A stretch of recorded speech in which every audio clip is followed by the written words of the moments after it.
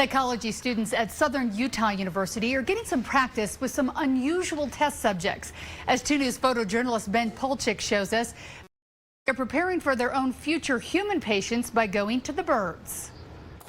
At the beginning, every time they do a behavior that's even relatively close to pecking the bell, or pecking the disc, you would reinforce it. Every time they would peck the disc, they would get reinforced with food. We use positive reinforcement. I don't know why he chose pigeons. But, you know, they're surprisingly intelligent. They can easily be trained to do behaviors. I just found out I had a knack for working with pigeons, I guess, and I enjoyed it.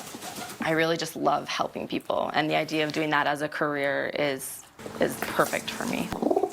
They need to bond with their bird if they want their bird to be successful. I went in on the first day that we had the lab and picked up a bird, and it was terrifying, and it was not a very great experience, but I mean, obviously I'm fine now.